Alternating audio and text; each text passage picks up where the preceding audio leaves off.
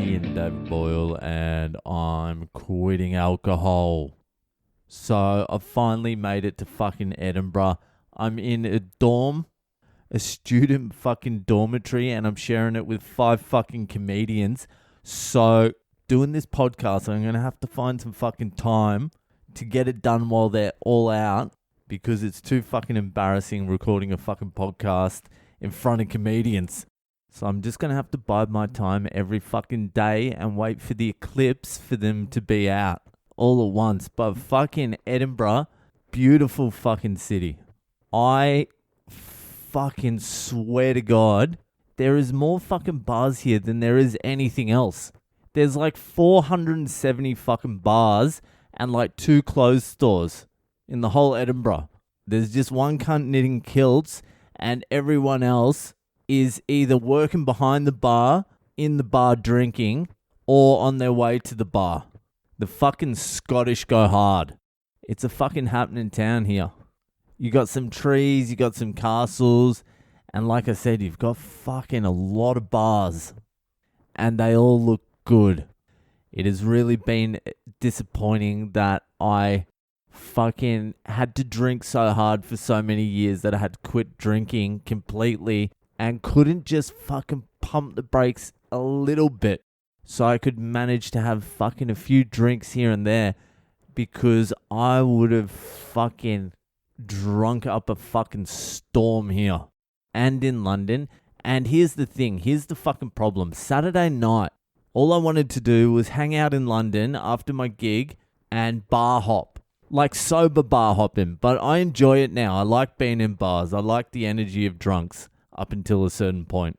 Up until cunts start repeating themselves over and over and over and over again. Anyway, Saturday night, I'm ready to fucking bar hop. I'm out with fucking Irish Mark fucking O'Keefe, comedian. And I get a message from my fucking man out there in Canada, Kev. He's like, where the fuck is the podcast? I'm like, I released it 6 hours ago. And then I checked and fucking something happened with the audio and it didn't get uploaded or something. So I fucking had to go all the way back and upload it and release it. And then I was by myself because Mark fucking didn't come. And then all I wanted to do was fucking go to a bar and hang out. But I was by myself. And when you're by yourself drinking, it's fine. All you need to do is walk into a bar, put a fresh note on the bar and go, fucking 1 pint, please, and keep them coming. And if you sit in the same spot and drink for long enough, something will happen. It's like a law. It's like gravity. Don't move and just continue drinking until something happens. Something always happens. So to me, it was never a problem being by myself. Anywhere. I didn't give a fuck because I knew the rule. I knew gravity, drinking gravity. Just sit at a bar, stay in the same spot, and just continue drinking until something happens. Well, when you're sober and you're by yourself, it's a little bit more complex because I wanted to go to a bar, but you can't walk into a bar on a Saturday night, sit at the bar, and just order waters. You can't just sit there and drink fucking water. Like, the bartender's going to hate you. Everyone around you is going to hate you. Nothing's going to happen. So I'm like, I can't even walk into a bar. I'm by myself. I can't bar crawl by myself sober. Just going from London pub to London pub, drinking water. While I was in London, I went to a couple of bars and ordered tea. I got some frowns. I don't think they were 100% on board with the tea drinking either. But it made me realize that that's a fucking another layer of difficulty. You can't even hang out at bars. I just wanted to message people and go, hey, do you want to come out for a drink? I mean, like, can I sit next to you while you drink? But who even wants to go out with someone that's not drinking? It's a real fucking cunt.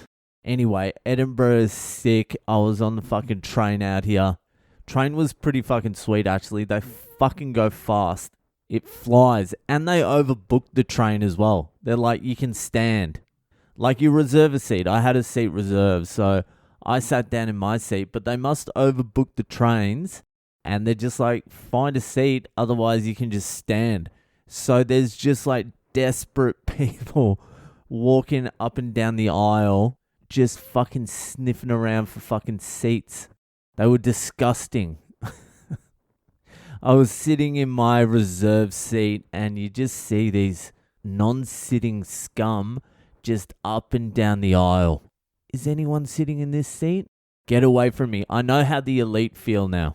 I know exactly how the elite feel when they look out the window of their castle and see the people in the street. They're just like, disgusting. Is there any way we can eradicate these vermin? Anyway.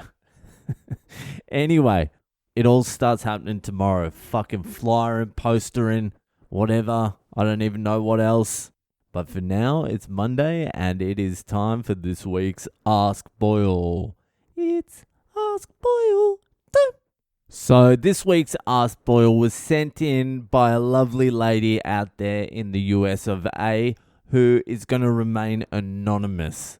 So she sent in this. This is this week's question. How long can you actually hide a full-on affair? Well, mistress, you have come to the right place. So for the listeners, I'll give you a little bit of a background on this. I won't give away any names or too many details, but this young lady, mid-20s, pretty hot, is in a relationship with a very rich married man who has just had a child or has a young child or something like that. So he's like, I'm definitely going to leave her. I want you. I just want to wait till the kid's like 38 or something. He doesn't want to leave his wife while his kid's still young. I think that's the setup. And here's your answer. You could probably keep it secret forever if you didn't want anything more out of him. If you were happy to remain side chick for the rest of your life, I suppose, then there'd be no reason for it to end unless one of you fuck up or something and it gets like exposed, but you could hide it forever if you were careful. What the problem is you're not going to want to remain side bitch forever. So it's more or less, how long are you willing to remain second fiddle? That's how long you can hide it for. Like if you're willing to wait 4 years for him to maybe like leave his wife or something like that. Like if you're happy to wait 4 years for him to leave his wife, then 4 years is pretty easy to hide. 8 years, if you're comfortable with that, then 8 years. 12 years, fine. 20 years, when are you going to leave your wife? That starts getting strange, doesn't it? After like 20 years. But I highly doubt it would last 20 years. Because here's the fucking truth of the matter. You're like in your mid-20s and you're attractive. So let's say this goes on for another 5 years. He doesn't leave his wife for another 5 years. He becomes comfortable with the arrangement. He doesn't feel like he needs to leave his wife. He has the best of both worlds and everything is cool. You get a little bit tired of waiting and you also feel maybe, I don't know the situation well enough, but you might want kids. Anyway, you start getting a little bit impatient with him. Maybe you wait another couple of years and I'm going to tell you the brutal fucking honest truth here. At some point, if he hasn't left his wife, at some point, you're going to age out of it. I mean, like, you're not going to be fucking 26 anymore. You're not going to be hot 26-year-old. You're going to be a fucking 34-year-old on the turn. You know what I mean? You know what I mean? I know everyone's in love and whatever, but you came here for some fucking brutal honesty, so you're going to get it. I don't even know if you came here for brutal honesty, but you're going to get it. If he can play like a long game and he doesn't need to leave his wife, then he can just wait for your looks to fade. I know you guys are soulmates, but